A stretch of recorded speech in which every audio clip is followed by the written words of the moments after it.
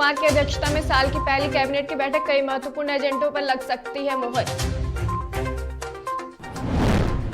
Corona की तीसरी लहर को देखते हुए बिहार में लगा नाइट कर्फ्यू, सभी स्कूल और धार्मिक स्थलों को किया गया बंद।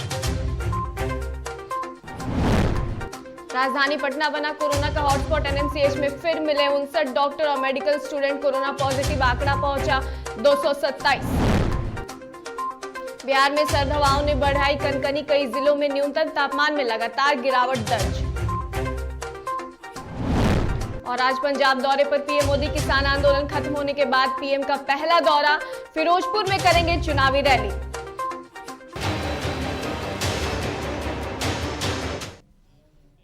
नमस्कार, आप देख रहे हैं डीटीवी भारत और मैं हूं आपके साथ एकता। चलिए बुलेटिन की शुरुआत कर लेंगे और रुख कर लेते हैं खबरों की ओर, जहां पटना में मुख्यमंत्री नीतीश कुमार की अध्यक्षता में बुधवार को इस साल की पहली कैबिनेट की बैठक होगी।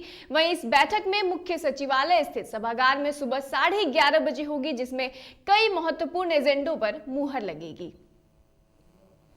तो आपको बता दें कि पटना में मुख्यमंत्री नीतीश कुमार की अध्यक्षता में बुधवार को ये बैठक बुलाई जा रही है। आपको बता दें कि साल की ये पहली कैबिनेट की बैठक होगी, जहां इस बैठक में मुख्य सचिवालय स्थित सभागार में सुबह 11 बजे से ये बैठक जो है वो प्रारंभ होगी, जिसमें कई महत्वपूर्ण एजेंडों पर मुहर लगेगी। तो आपको बता दें कि सीएम की अध्यक्षता में ये बैठक बुलाई गई है, जहां कैबिनेट की इस साल की ये पहली बैठक है। और अब ये देखना दिलचस्प होगा कि इस बैठक में कई अहम जो एजेंडे हैं उस पर मुहर लग सकती है। और बैठक जो है सुबह 11:30 बजे सभागार बैठक में मुख्य सचिवालय स्थित सभागार में सुबह 11:30 बजे बैठक जो है वो शुरू होगी। और बैठक की अध्यक्षता खुद बिहार के मुख्यमंत्री नीतीश कुमार करेंगे। और आपको बता दें कि बैठक में कई ऐसे अहम एजेंडे हैं जिन पर मुहर भी लग सकती है।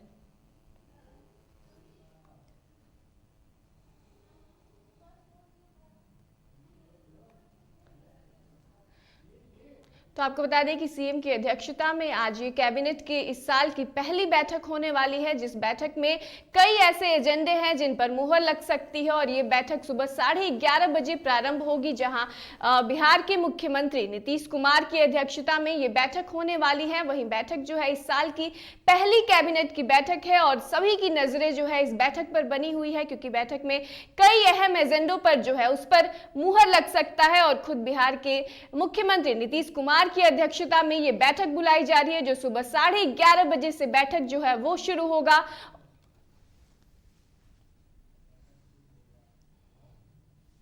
और वहीं इस बैठक में कई अहम एजेंडों पर मुहर भी लग सकती है। चलिए बात करें राजधानी पटना, जहां राजधानी पटना कोरोना का हॉटस्पॉट बना हुआ है।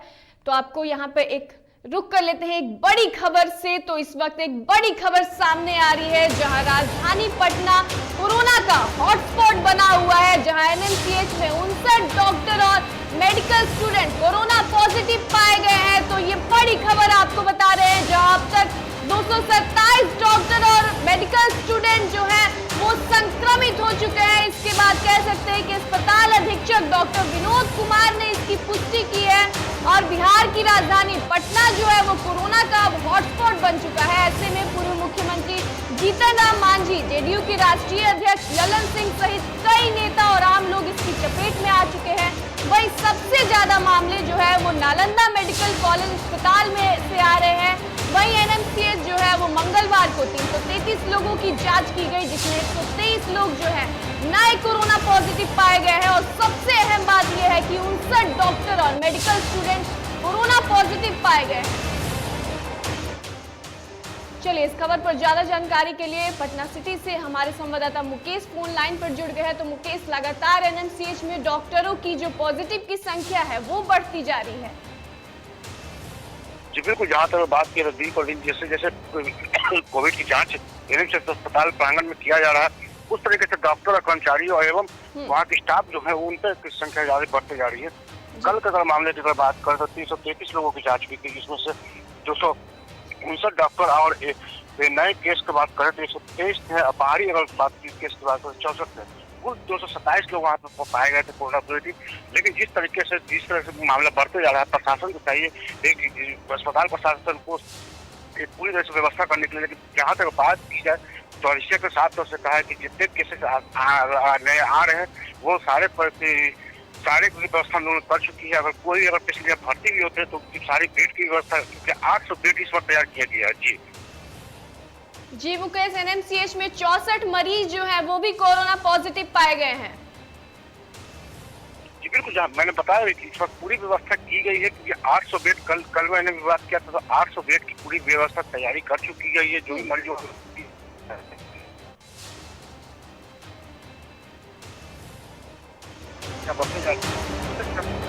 चाहिए कि आप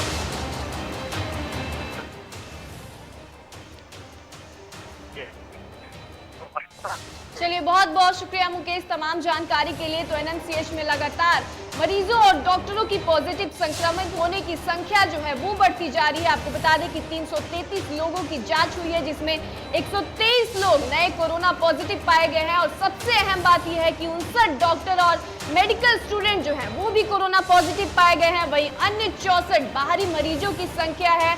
वहीं अस्पताल के अधीक्षक डॉक्टर विनोद कुमार ने इसकी पुष्टि की है। और अब स्वास्थ्य विभाग के द्वारा मंगलवार को जारी हेल्थ अपडेट के मुताबिक प्रदेश में बीते 24 घंटों में 893 नए संक्रमितों की पहचान हुई है। वहीं इसी के साथ सूबे में कुल संक्रमितों की आंकड़ा जो है वो बढ़कर 2222 हो गया है। वहीं बिहार में कोरोना अपडेट पर नजर बनी रहेगी।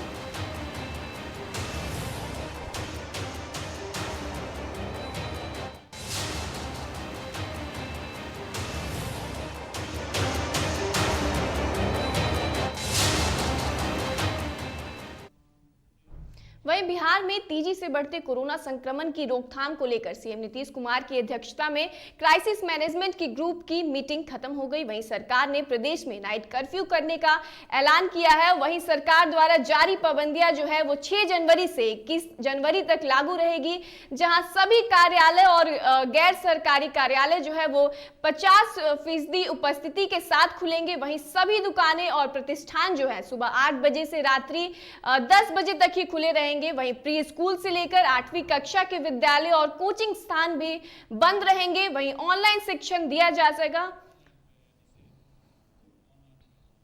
चलिए इस खबर पर ज्यादा जानकारी के लिए हमारे संवाददाता निषेध हमारे साथ जुड़ चुके हैं। तो निषेध, बढ़ते कोरोना को लेकर सरकार ने ये नई गाइडलाइंस जारी की है। बिल्कुल, देखिए जिस तरीके से लगातार कोरोना के केस बढ़ रहे थे और स्थिति कहीं ना कहीं ठीक नहीं थी, उसको देखते हुए एक अहम फैसला लिया गया। नीतीश कुमार ने बैठक की और उसके बाद बिहार में नाइट कर्फ्यू लगाने का यह महत्वपूर्ण फैसला लिया गया। हालांकि इससे पहले ये कयास लगाए जा रहे थे कि जो जिस तरीके से संक्रमण लगातार बढ़ रहा है तो उसको देखते हुए नीतीश कुमार कई पाबंदियां लगा सकते हैं और कई पाबंदियां लगाई गई हैं। जिस तरीके से अब जिमों को बंद कर दिया गया है, पार्कों को बंद करने का फैसला ले लिया गया है और रात में नाइट कर्फ्यू रहेगा 10 बजे से सुबह 5 बजे तक। तो ये कई महत्वपूर्ण फैसले लिए गए हैं और अंदाजा भी लगाया जा रहा था कि ये फैसले लिए जा सकते हैं ताकि लोगों नहीं रहे। जिस तरीके से केसेस लगातार बढ़ रहे हैं उसको देखते हुए जी निषेध, सीएम नीतीश कुमार की जनता दरबार और समाज सुधार अभियान पर भी रोक लगा दी गई है। अब बिल्कुल देखिए, नीतीश कुमार की यात्रा पर भी रोक लग गई है और यह भी जानकारी मिल रही है कि नेता प्रतिपक्ष तेजस्वी यादव की भी यात्रा होने वाली थी बेरोजगार रैली, वो भी उस पर भी अब रोक लग सकती है क्योंकि जिस तरीके से ये रैलियां, नीतीश कुमार की रैलियां रोक लग गई उस पर और लगातार केस बढ़ रहे हैं। नेता प्रतिपक्ष भी इस बात को समझ रहे हैं और वो भी सोच रहे हैं कि वो भी अपनी रैली पे अब रोक लगा दे और कई सारी पाबंदियां बिहार में और भी दी गई है। दुकानों को लेकर के जो फैसला लिया गया है 8 बजे तक ही अब शाम में दुकानें खुली रहेंगी। मंदिरों को बंद कर दिया गया है, जो भी धार्मिक स्थल थे वहां पर पुजारी से पूजा कर सकेंगे, बाहरी लोग नहीं जा सकेंगे। तो कई ऐसे फैसले लिए गए हैं जो लोगों की सुरक्षा के मद्देनजर है, लोगों के सुरक्षा को देखते हुए लिए गए हैं ताकि बिहार में जो केस बढ़ रहे हैं, जो चैन एक चारों ओर बढ़ रहा है, उसको कहीं ना कहीं तोड़ा जाए।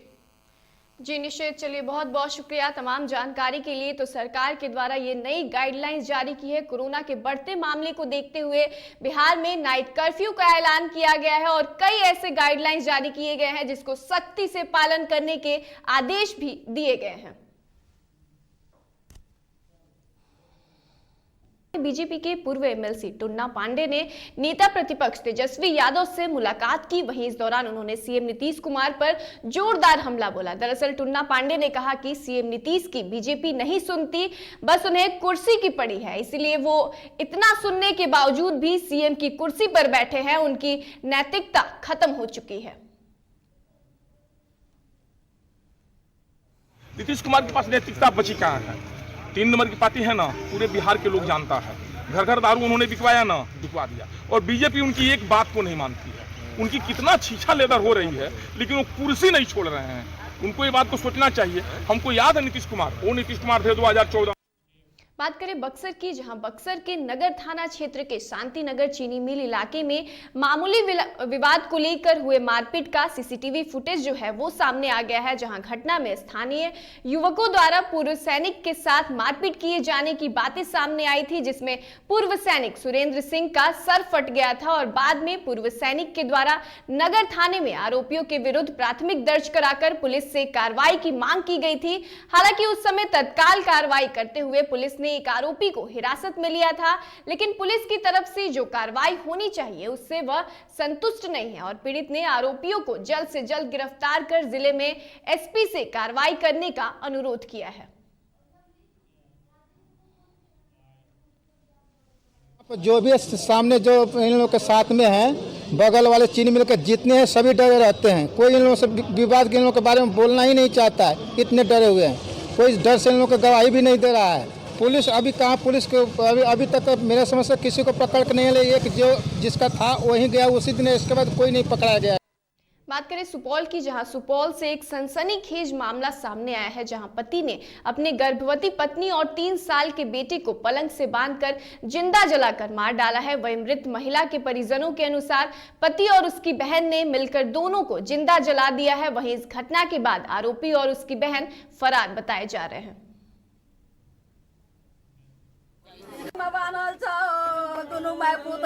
छीट करके आग लगा दिया घर में बंद करके। प्रियंका कुमारी और उसका सब परिवार, उसका बहन है, लड़का का बहन है, दो आदमी एक बच्चा था पेट में। मुंगेर जिले के तारापुर में यूरिया खाद की किल्लत को लेकर उर्दू चौक के पास सुल्तानगंज तारापुर सड़क को किसानों ने जाम कर दिया। वहीं प्रदर्शन कर रहे उग्र किसानों ने बाजार और व्यापार मंडल के खाद विक्रेताओं पर खाद उपलब्ध नहीं कराने का आरोप लगाया। वहीं किसानों ने कहा कि पिछले 1 हफ्ते से खाद के लिए व्यापार मंडल का चक्कर लगा रहे हैं, लेकिन खाद उपलब्ध नहीं हो रहा है।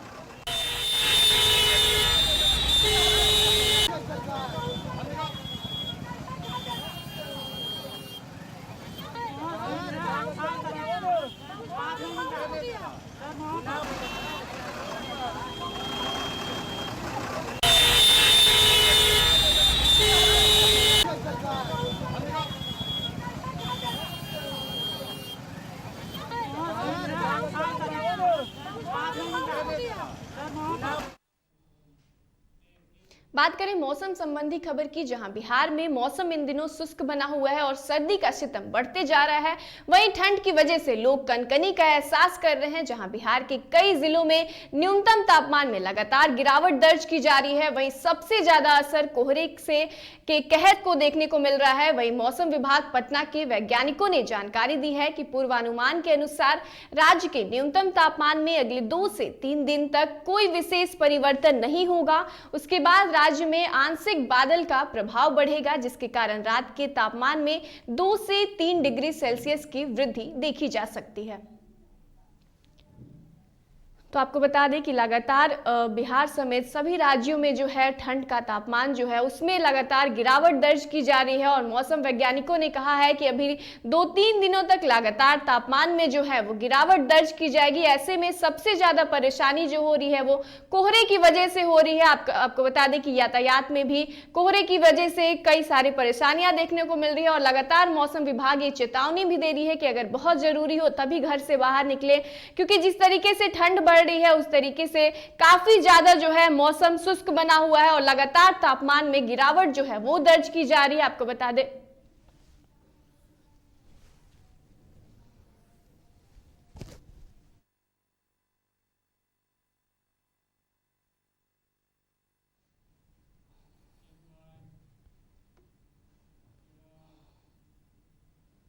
बात करें देश विदेश की खबरों की, जहां किसान आंदोलन खत्म होने के बाद प्रधानमंत्री मोदी आज पहली बार पंजाब आएंगे।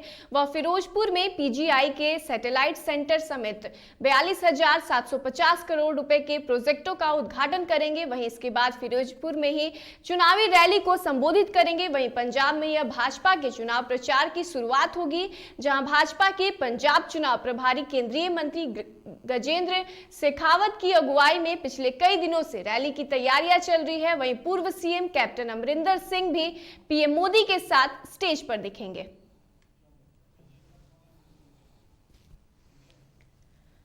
चलिए, इस खबर पर ज्यादा जानकारी के लिए हमारे संपादक राजेश जी हमारे साथ फोन लाइन पर जुड़ चुके हैं। तो राजेश जी, पीएम मोदी जो है कि कृषि बिल खत्म करने के बाद पंजाब का दौरा कर रहे हैं, तो कहीं ना कहीं ये हो सकता है कि किसानों की नाराजगी को दूर करने के लिए पीएम का ये दौरा भी माना जा सकता है। लगता आपको बता दें कि जिस तरह से ये दौरा प्रधानमंत्री नरेंद्र मोदी का है, किसान बिल की वापसी के बाद पहला दौरा है प्रधानमंत्री नरेंद्र मोदी का। और आपको ये भी बता दें कि पंजाब में चुनाव होने हैं और इसको लेकर भारतीय जनता पार्टी काफी सक्रिय है।